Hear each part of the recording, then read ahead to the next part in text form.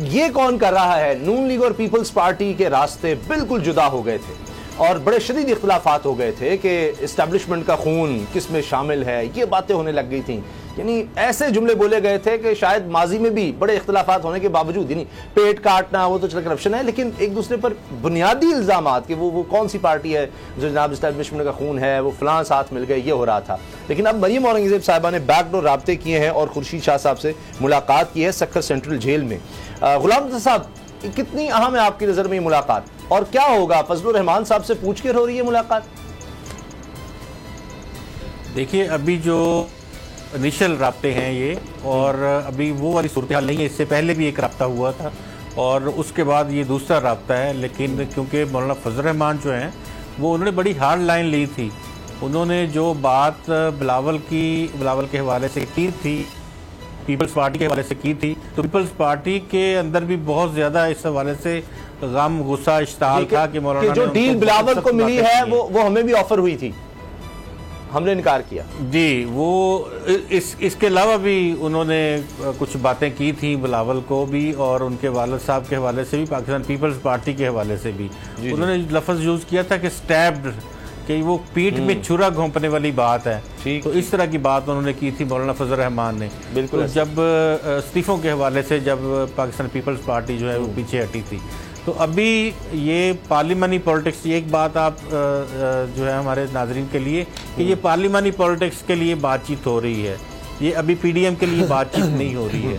कि जो भी पार्लियामेंट में कोई बिल आएगा, पार्लियामेंट में कोई कानून साजी होगी, तो उसके ऊपर जो एक दूसरे के साथ मिल के मौक़िफ़ अपनाना, कमेटीज़ में एक दूसरे के साथ देना, और ईवीएम के हवाले से कमेटी क्योंकि बन रही है तो उसमें अपना आउटपुट खट्टे देना, तो ये इस तरह की बातें अभी इनिशियल स्टेजेस पे पार्लियामेंट्री पॉलिटिक्स की बात अभी हो रही है। अभी पीडीएम और एहतजाज की बात इस लेवल पे जो है वो नहीं हो रही। ठीक।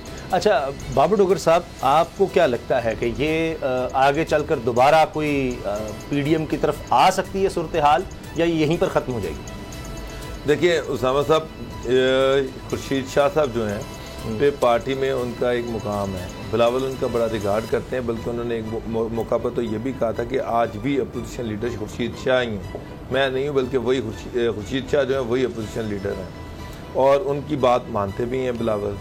पार्टी में उनकी रिस्पेक्ट भी है, और बिलावल ये समझते हैं कि उन पर जो केसेस हैं वो उस पर बड़ा जुल्म किया जा रहा है। तो मैंने आपसे एक चीज़ कही थी कि ये जब भी एक दूसरे के करीब होंगे तो उसमें नैब का बड़ा रोल होगा। जहाँ भी नैब जब भी इन पे हाथ डालेगी, या जब भी नैब इनको सताएगी या जिसको भी सताएगी, अल्टीमेटली ये पार्टियाँ एक दूसरे के करीब आएंगी।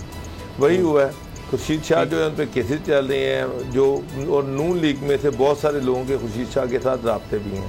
मैं उनमें राना सना का राब्ता खुर्शीद शाह के साथ है। राना सना ये समझते हैं कि खुर्शीद शाह जो है उनके साथ ज्यादती की जा रही है और उनको गलत बंद किया हुआ है। अच्छा। और राना सना भी इससे पहले कुछ मिल चुके हैं खुर्शीद शाह से, और अब मरियम नवाज को भेजा गया है।